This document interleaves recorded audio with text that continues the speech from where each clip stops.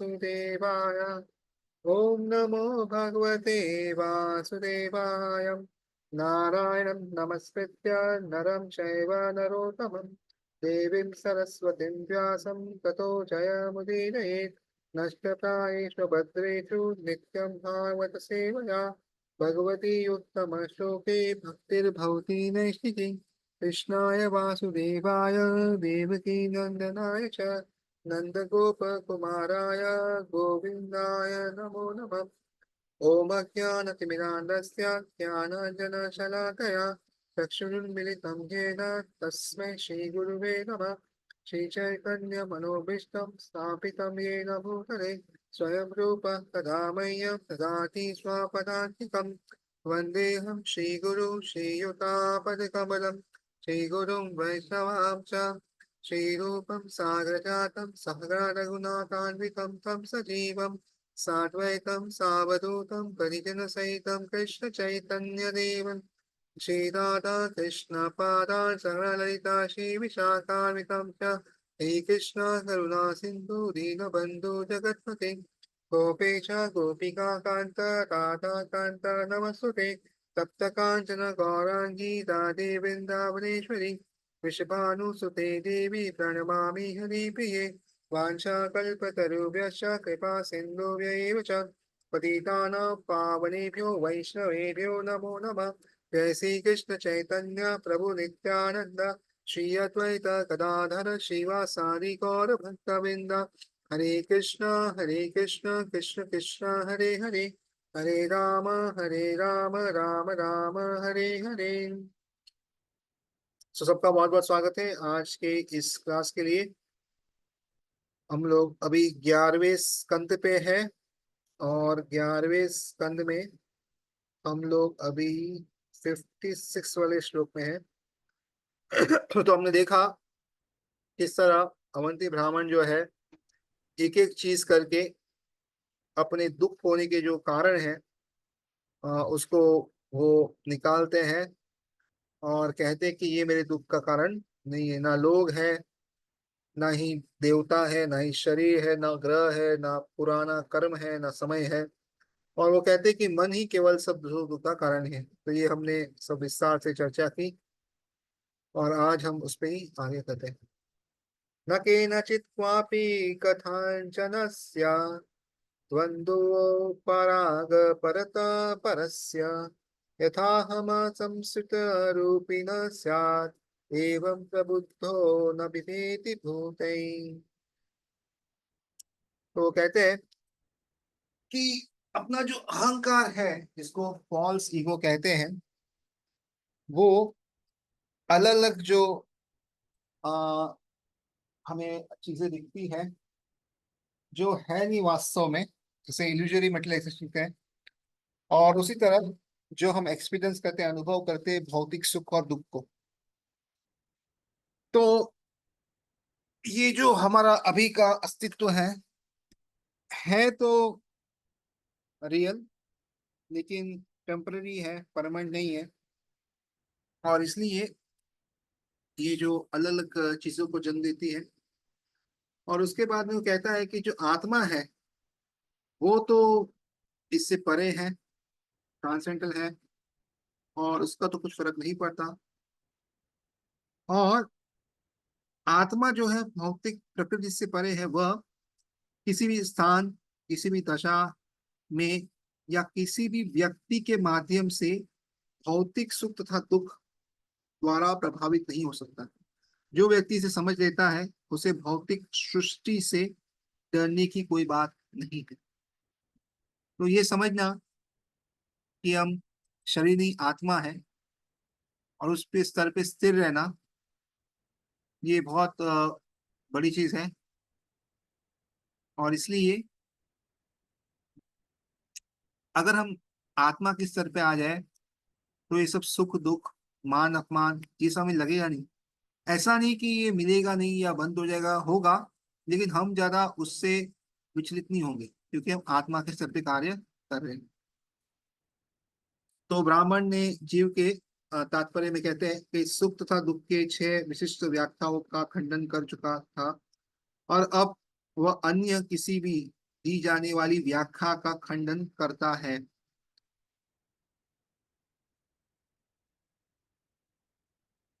मिथ्या अहंकार के आधार पर वस्तुतः शारीरिक आवरण आत्मा को ढक लेता है और इस तरह मनुष्य झूठे ही उसका सुख तथा दुख भोगता है, जिसका उससे कोई वास्तविक संबंध नहीं होता।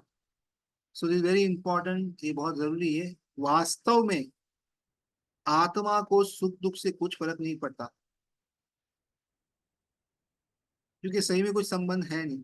लेकिन विद्या अहंकार के कारण क्या है, ये आत्मा समझती कि ये शरीर मैं हूँ, ये सब मैं हूँ, और इससे वो अटक जाता है और वहां पे सुख दुख का अनुभव करता है। जो व्यक्ति श्री भगवान द्वारा उद्धव से कहे गए ब्राह्मण के इस उत्कृष्ट उपदेश को समझ लेता है, वह इस भौतिक जगत के भीतर भय की भीषण चिंता को फिर भी से कभी नहीं भोगेगा। सो जो भी समझ सकता है जो भगवान उद्धव कह रहे, वो फिर से जो है समस्याओं के या अलग अलग हम कहते हैं चिंता भय, उससे मुक्त हो जाएगा। तो ये बहुत जरूरी है समझना कि अगर हमें इस सब से मुक्त होना है तो आज नहीं तो कल आत्मा के सर पे आना ही होगा। अन्य कोई उपाय नहीं, क्योंकि शरीर जो है वो तो हमेशा दुख देने वाला ही है। शरीर का अर्थ ही है कि क्षय होना, जो क्षय होते रहे उसको शरीर कहते हैं, और इसलिए इसमें कभी सुख नहीं है, ये दुख का ही भंडार है। ये हमें समझना चाहिए। आगे अभी सब उन्होंने खंडन तो कर दिया, लेकिन अभी क्या करेंगे वो, उसके बारे में बताते हैं। एतां सास्थाय परात्मनिष्ठाम् अध्यासितं पूर्वतमैर्महर्षिभिः अहं तरिष्यामि दुरन्तपारं तमो मुकुन्दाग्निनिषेव यैवा। तो कहते हैं,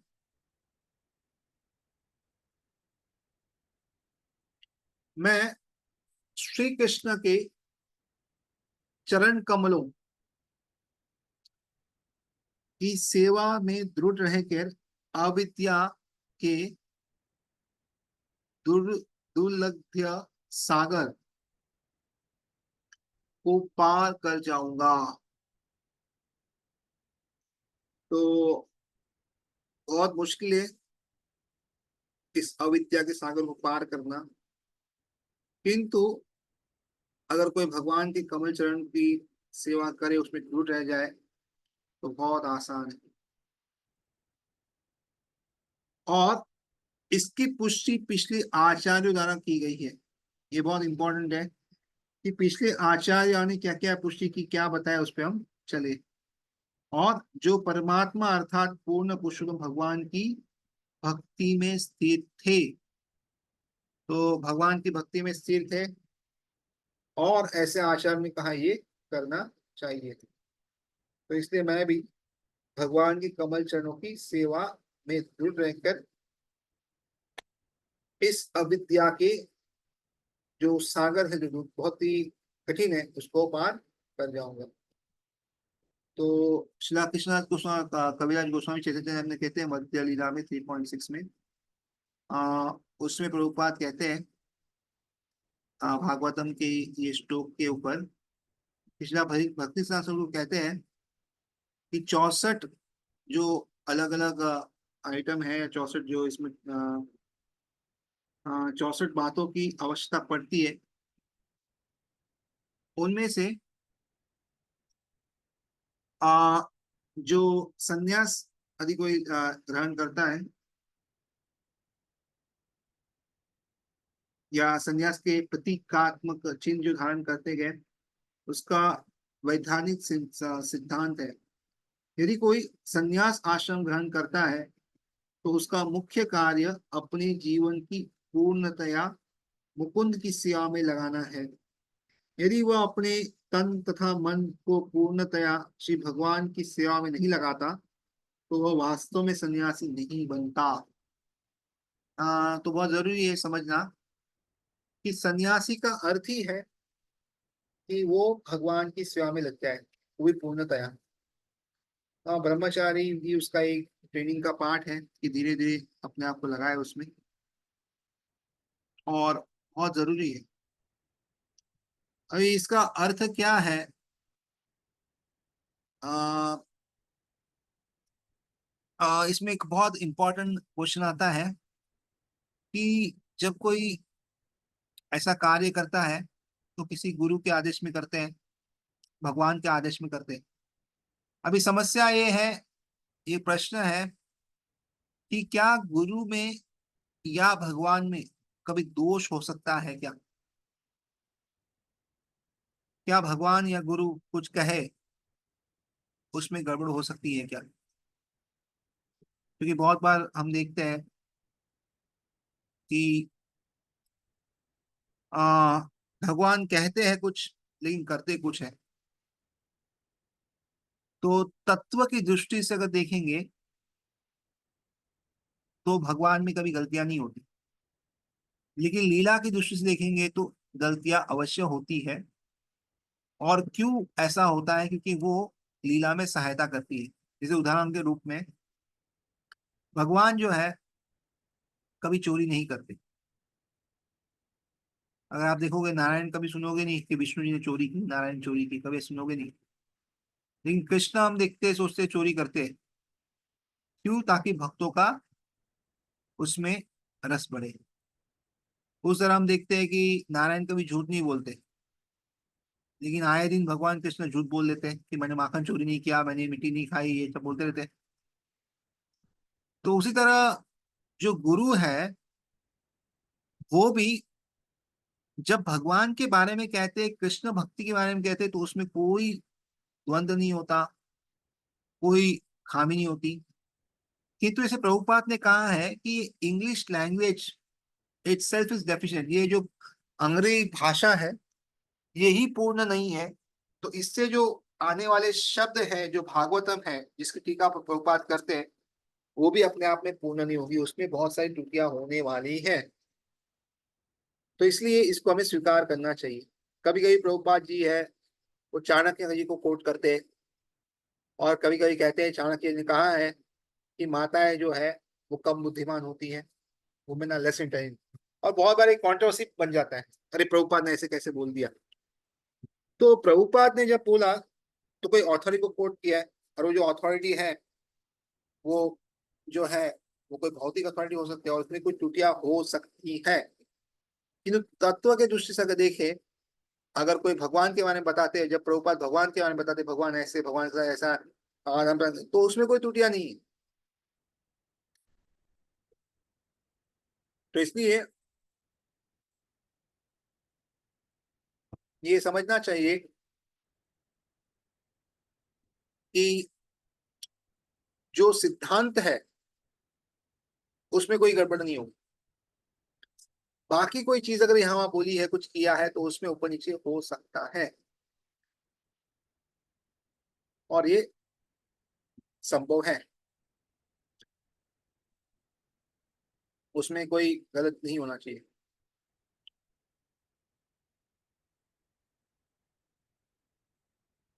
आगे, यदि वह अपने तथा मन को पूर्णतः श्री भगवान की सेवा में नहीं लगाता तो वास्तव में सन्यासी नहीं बनता। तो वास्तव में सन्यासी नहीं, कपड़े हैं बट सन्यासी नहीं है। इसमें केवल वस्त्र ही नहीं बदलना होता। श्रीमद् भगवद गीता 6.1 में कहते हैं, अनाश्रित कर्म फलम कार्यं कर्म करोति यः स सन्यासी च योगी च। तो जो श्री कृष्ण की तुष्टि के लिए भक्ति पूर्वक कर्म करता है वह सन्यासी है, वत्स सन्यासी नहीं है। अभी तो श्री कृष्ण के प्रति उन सेवा की उसकी मनोवृत्ति ही सन्यास है। तो इसलिए कपड़ों पे न जाए। मेन इंपॉर्टेंट क्या है, कोई भी पहले गृहस्थ तो हो, कोई भी व्यक्ति हो, पहले से काम चलो वो जो जो है हृदय से संन्यास ले सकता है। यानी हर कोई कार्य भगवान के लिए करे, और ये बहुत जरूरी है। बाकी वस्त्र हो, समय हो, सब चाहे अनुकूल हो प्रतिकूल हो, हमें पता नहीं क्या हो, तो ये हर कोई व्यक्ति कर सकता है, इसमें कोई ये दो राय नहीं है। परात्मनिष्ठ शब्द का अर्थ है कृष्ण भक्त होना। परात्मा या परम पुरुष तो श्री कृष्ण है। ईश्वर परम कृष्ण सच्चिदानंद विग्रह। जो लोग श्री कृष्ण के चरण कमलों की सेवा में पूर्णतया समर्पित होते हैं, वे ही वास्तव में सन्यासी है।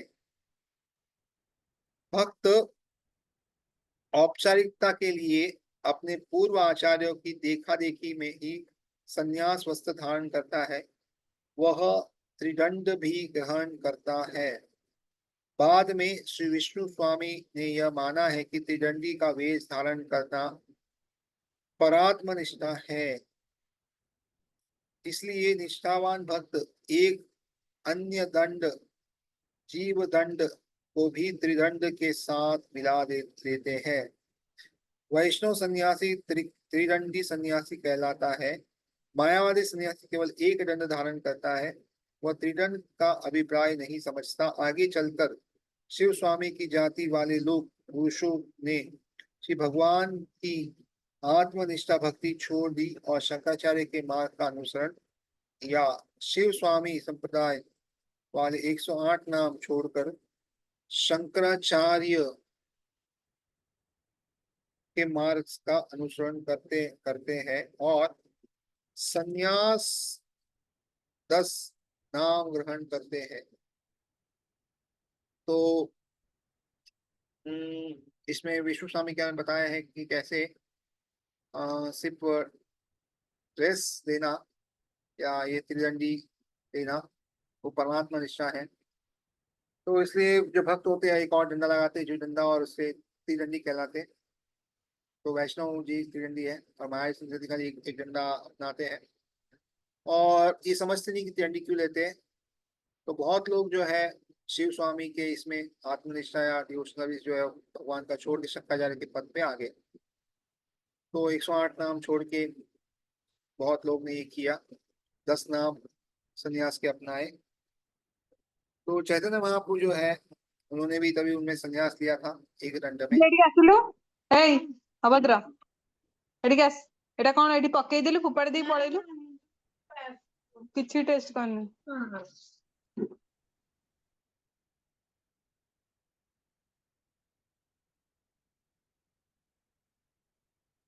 तो उन्होंने भी लिया था, लेकिन हमें पता है कि आगे वो जो कार्य करते हैं वो त्रिदंडी संन्यास का ही करते हैं।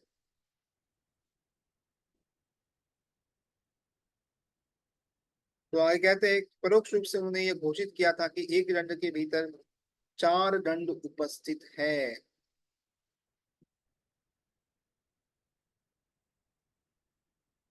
और ये भक्ति का मार्ग है।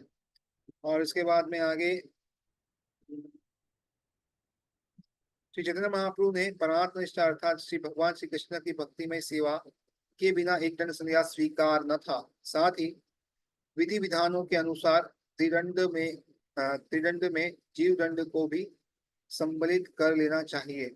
एक साथ बांधे हुए ये 4 डंडे श्री भगवान का की शुद्ध भक्तिमय सेवा का के प्रतीक है।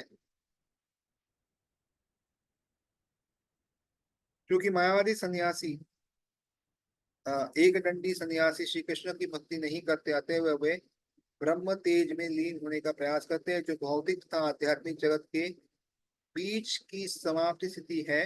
वे ऐसे निवेश स्थिति को मोक्ष मानते हैं। ठीक है, इसमें बहुत कुछ ये दिया गया है। किंतु ये जो सन्यासी होते हैं मायावादी सन्यासी, उसमें से भी हर कोई भगवत धाम जाता है ऐसा नहीं है।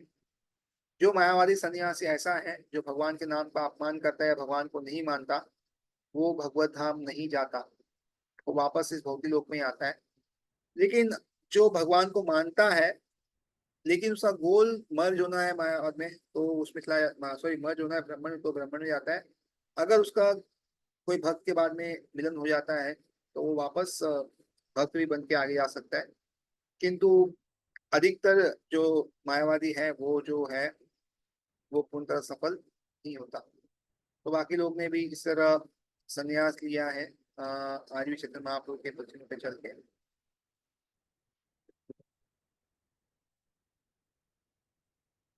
और उसी तरह आगे भी बताया गया है चतुर्वर्णाश्रम और आसुवर्णाश्रम के बारे में बताया है।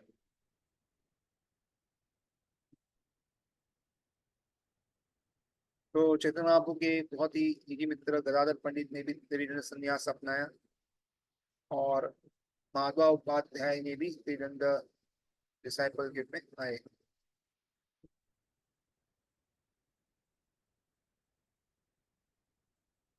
ठीक है, ये सब थोड़ा टेक्निकल है बहुत। और बाद में रूप गोस्वामी उपदेशामृत में बताते हैं वाचो वेगम मनसा क्रोध वेगम जीवा वेगम उदरस वेगम एता वेगम विशिष्टा सर्वात वेगम विशिष्टा। तो वापिस ये हमने बहुत चर्चा की इस पे, इसमें और चर्चा नहीं करेंगे। किंतु जब तक हम अपनी जीवा को, अपने मन को, गुस्से को आ, सबको काबू में नहीं करते तब तक बहुत आगे बढ़ना बहुत मुश्किल है। और चैतन्य महाप्रभु ने इसलिए बहुत ही ये इस पे बताया है और उनके अनुयायी 6 गोस्वामी बहुत अच्छे से उसको फॉलो भी किया है। तो ठीक है, आगे तो कुछ खास नहीं है।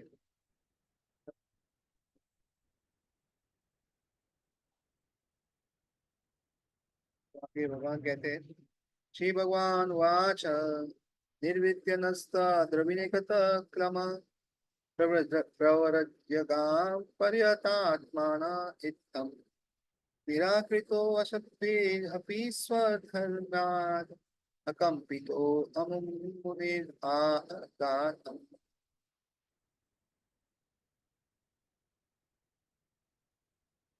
भगवान श्री कृष्ण ने कहा अपनी संपत्ति नष्ट होने के से इस तरह विरक्त हुए इस साधु ने अपनी खिन्नता त्याग दी। उसने संन्यास ग्रहण करके घर त्याग दिया और पृथ्वी पर विचरण करने लगा। वह मूर्ख धूर्तों द्वारा अपमानित किए जाने पर भी अपने कर्तव्यों में अविचल बना रहा और उसने यह गीत गीत गाया। तो जो लोग भौतिकवादी जीवन से मुक्त हो जाते हैं जिसमें धनार्जन के लिए घोर तपस्या सम्मिलित होती है, वे वैष्णव सन्यासी के लिए से इस गीत को गा सकते हैं। श्रीला भक्ति सिद्धांत सरस्वती ठाकुर कहते हैं कि यदि कोई व्यक्ति इस सन्यासी के गीत को सुन पाने में सक्षम नहीं है तो वह निश्चय ही माया का आज्ञाकारी दास बना नहीं। तो इसलिए ये सुनना चाहिए, अच्छा है। तो ये बहुत जरूरी है। जब तक कोई व्यक्ति मान अपमान में फंसा रहेगा भगवत धाम जाना बहुत मुश्किल है। क्योंकि वो कर्तव्य का पालन नहीं कर पाएगा, अपनी भक्ति का पालन नहीं कर पाएगा और उसमें फंसा रहेगा, इसने ऐसा बोला, उसने ये बोला, इसने ये किया, वो क्या। तो उसका समय पूरा उसमें ही चला गया तो उसका मन जो है वो कभी जो है भगवान में लगाई नहीं। तो ऐसा मन जो भगवान में लगा ही नहीं तो कैसे भगवत धाम जा सकता है। मुश्किल नहीं, नामुमकिन है। और इसलिए सुख दुख, मान अपमान, ठंडी गर्मी से हमेशा ऊपर रहना चाहिए। यथाशक्ति प्रयास करते रहना चाहिए कि उससे ऊपर है। कोई व्यक्ति अगर गिर भी जाए तो जितना जल्दी उठ सके उतना अच्छा है। कभी कभी ऐसा होता है कि बहुत दुख होता है, किसी ने कुछ बोल दिया। तो प्रश्न ये नहीं कि दुख लगा, प्रश्न ये है कि दुख से कितने बाहर जल्दी आ गए। तो बहुत इंपॉर्टेंट है, जितना जल्दी बाहर आए उतना अच्छा है, उतनी जल्दी भक्ति में आगे बढ़ सकते, नहीं तो बहुत समय लगेगा। अगले श्लोक में कहते हैं सुख दुख प्रदो नान्या पुरुषस्यात्म विभ्रम मित्रोदासीन रिपव संसार स्तव सकृत।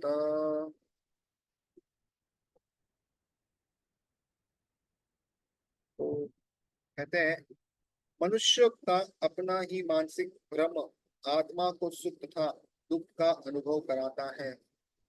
तो अपना ही भ्रम है सुख दुख, मतलब अन्य कोई नहीं। मित्रों, तटस्थ लोग तथा शत्रुओं के विषय में उनकी धारणा तथा इस धारणा के चारों ओर जिस भौतिक जीवन का वह निर्माण करता है, सभी मात्र अज्ञान के कारण उत्पन्न होते हैं। तो ये जो परसेप्शन लिखा है यहाँ पे कि ये जो धारणा है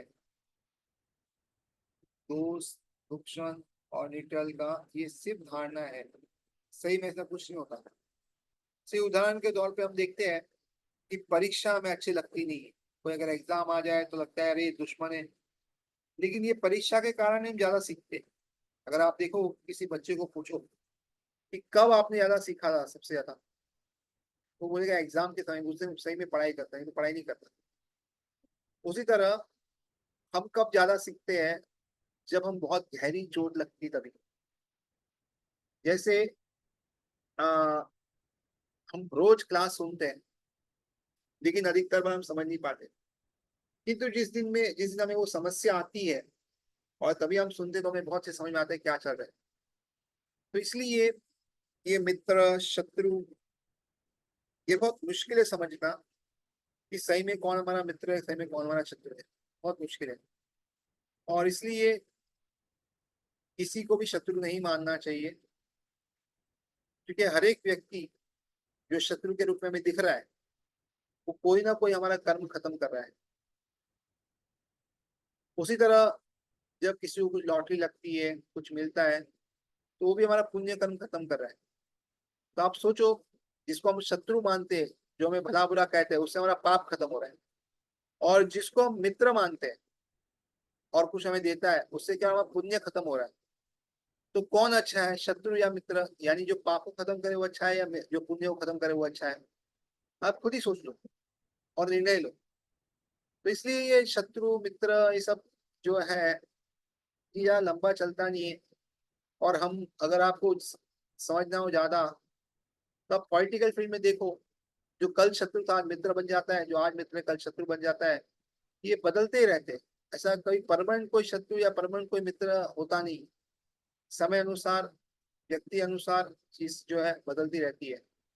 इसलिए यहाँ भी कहा गया है कि, और एवं प्रहलाद महाराज भी कहते हैं कि ये मित्र शत्रुता क्या है। जब तक तो कोई व्यक्ति ऐसा नहीं समझता कि हर कोई व्यक्ति मेरा मित्र है, आध्यात्मिक जीवन में प्रगति करना थोड़ा मुश्किल है। कोई हमें प्रेम से समझाता है और कोई हमें डांट कर समझाता है। कोई हमें प्रेम से सिखाता है कुछ चीज, कोई हमें मार के वो चीज सिखाता है, लेकिन दोनों कुछ ना कुछ सिखाते हैं। तो जिसका फोकस सीखने पे है, उसको फर्क नहीं पड़ता कि किससे कैसे सीख रहे। अदरवाइज सबको अनुभव रह जाता है कि अरे अच्छा लगा बुरा लगा। तो इसलिए इस पे विशेष ध्यान रखना चाहिए कि हम जो है ये सब चर्चा ना करें, किंतु किस तरह भगवत धाम जा सकते जल्दी उसकी चर्चा करें, उसके लिए जो सहायता है वो करें। तो इसलिए जितना ज्यादा दुख आता है, उतना ज्यादा हम फटाफट जो है आगे बढ़ने का चांस है, ये समझना चाहिए और आगे बढ़ना चाहिए। कभी कभी कोई भक्त ज्यादा बीमार होते हैं, कभी कभी कोई भक्तों पे ज्यादा दुख आता है, तो सामान्यतः सब लोग ऐसा कहते हैं कि उसने कुछ बुरा काम किया होगा, बुरे उससे कर्म होंगे, इससे ऐसा हो रहा है। लेकिन भक्ति के एंगल से देखें तो एक सेकेंड ऑप्शन भी है कि शायद भगवान उसे इसी जन्म में भगवत नाम लेके जाना चाहते हैं और इसे इतना दुख दे रहे हैं। जरूरी नहीं है कि ये जो दुख है उसका कारण एक ही है। नहीं, ऐसा नहीं है। हो सकता है कि अलग अलग कारण हो सकते हैं। इसे कभी हम समझ नहीं सकते और कभी हम उसको बोल नहीं सकते कि किस कारण हो रहा है। क्या ये भगवान का शुद्धिकरण है, या हमारा पूर्व कुछ कर्म। वैसे तो लिटरली भक्तों के लिए पूर्व कर्म कुछ होता नहीं है ऐसा कुछ, लेकिन टेक्निकली कोई और वर्ड नहीं है। बट ये ऐसे समझ सकते हैं कि भगवान जो है भक्तों का सब सब कर्म ले लेते हैं, लेकिन फिर वो उतना देते हैं जिससे वो भक्ति में आगे बढ़े। नहीं तो क्या है, आ, वो आगे शायद ना बढ़े, तो इसलिए कुछ ना कुछ देते रहते हैं। तो उसको टेक्निकली हम कह सकते हैं कि कर्म। आगे कहते हैं तस्मा सर्वात्मना तात निग्रह निग्रहाण मनोधिया नैयावेशितया युक्त एतावान् योग संग्रह। कहते हैं कि हे उद्धव, तुम्हें चाहिए कि अपनी बुद्धि मुझ पर स्थिर करके अपने मन को पूरी तरह से वश में लाओ। योग के विज्ञान का सार यही है, बुद्धि भगवान में लगानी है और मन को काबू करना है। ये है योग का आहार। बुद्धि भगवान में कैसे लगा सकते हैं? जैसे भगवत में कहते हैं, भागवतम में और सब जब पढ़ते हैं तो हम भगवान को में बुद्धि लगा रहे हैं, भगवान की अपनी बुद्धि से हम पूजा अर्चना कर रहे हैं। जब हम भागवतम भगवत पढ़ते हैं तो समझने की कोशिश करते हैं, और इस तरह हम धीरे धीरे जो है मन को वश में कर सकते हैं। तो अभी ये जो हमने इतना पूरा इतने वीक में ये जो 11 स्कंद के अध्याय को पढ़ा, उसका कोई लाभ है कि नहीं? भागवतम हमें कभी ऐसे नहीं छोड़ता, कुछ ना कुछ लाभ हमेशा देता है। क्या लाभ है खुदा में? ययितां भिक्षुणा गीतं ब्रह्मनिष्ठां समाहितां धारयान् शर्वन् वन्दे नैवाभिभूयते। तो